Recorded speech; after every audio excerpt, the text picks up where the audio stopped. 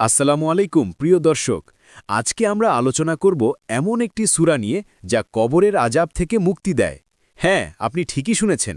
রাসূলুল্লাহ সাল্লাল্লাহু আলাইহি ওয়াসাল্লাম বলেছেন, কুরআনের এমন একটি সূরা আছে যা তার পাঠকারীকে কবরের শাস্তি থেকে রক্ষা করবে। সেই সূরাটি হল সূরা মুলক। প্রিয় দর্শক, ভিডিওটি শুরু করার আগে আপনার কাছে একটি ছোট্ট অনুরোধ। আপনি যদি এই চ্যানেলটি এখনও সাবস্ক্রাইব না করে থাকেন, তাহলে এখনই সাবস্ক্রাইব বাটনে ক্লিক করুন এবং পাশের বেল আইকনটি প্রেস করুন। ভিডিওটি পছন্দ হলে লাইক দিন এবং আপনার প্রিয়জনদের সাথে শেয়ার করুন। আপনার এই ছোট্ট সাপোর্ট আমাদের অনুপ্রেরণা যোগায়। মূল আলোচনা।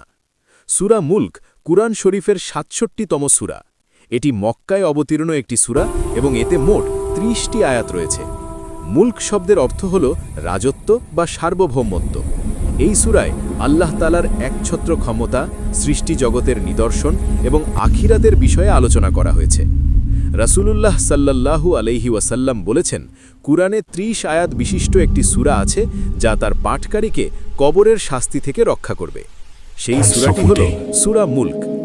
আব্দুল্লাহ ইবনে আব্বাস রাদিয়াল্লাহু থেকে বর্ণিত, রাসূলুল্লাহ সাল্লাল্লাহু আলাইহি ওয়াসাল্লাম বলেছেন, আমার অন্তরে এটা প্রবলভাবে কামনা হয় যে সূরা তাবারাকা বা মুলক প্রত্যেক মুসলিমের অন্তরে থাকুক। হাকিম। সূরা মুলকের তাফসির। প্রধান বিষয়বস্তু। এই সূরায় আল্লাহ তাআলা কয়েকটি গুরুত্বপূর্ণ বিষয় তুলে ধরেছেন। ১. আল্লাহর সার্বভৌম ক্ষমতা। সূরার শুরুতেই বলা হয়েছে যে সমস্ত রাজত্ব আল্লাহর হাতে এবং তিনি সবকিছুর উপর ক্ষমতাবান। ২. মৃত্যু ও জীবনের সৃষ্টি। আল্লাহ তাআলা মৃত্যু ও জীবন সৃষ্টি করেছেন মানুষকে পরীক্ষা করার জন্য যে কে আমলে উত্তম। ৩. আসমান ও জমিনের নিদর্শন। ৭ আসমান সৃষ্টি, তারকারাজি এবং সৃষ্টি জগতের নিখুঁততা সম্পর্কে আলোচনা করা হয়েছে। ৪. কাফিরদের পরিণাম। যারা আল্লাহকে অস্বীকার করে তাদের জন্য জাহান্নামের ভয়াবহ শাস্তির কথা বর্ণনা করা হয়েছে। ৫. আল্লাহর রহমত ও রিজিক। বিশ্বাসীদের জন্য আল্লাহর অনুগ্রহ ও রিজিকের নিশ্চয়তা। সূরা মুলক পড়ার সর্বোত্তম সময় হল রাতে ঘুমানোর আগে। রাসূলুল্লাহ সাল্লাল্লাহু আলাইহি ওয়াসাল্লাম প্রতি রাতে ঘুমানোর আগে সূরা মুলক এবং সূরা সাজদা তিলাওয়াত করতেন। পদ্ধতি।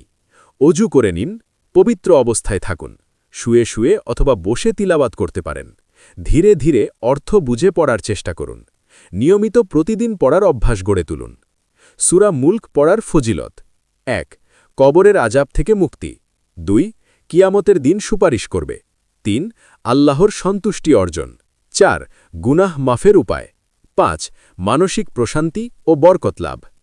প্রিয় দর্শক, সূরা মুলক আমাদের জন্য আল্লাহর পক্ষ থেকে এক বিশেষ নিয়ামত। এটি নিয়মিত তিলাওয়াত করলে আমরা দুনিয়া ও আখিরাতে উপকৃত হব ইনশাআল্লাহ। আসুন আজ থেকেই আমরা প্রতিদিন রাতে ঘুমানোর আগে সূরা মুলক পড়ার অভ্যাস গড়ে তুলি। ভিডিওটি পছন্দ হলে লাইক করুন, শেয়ার করুন এবং কমেন্টে জানান আপনার মতামত। আল্লাহ হাফেজ।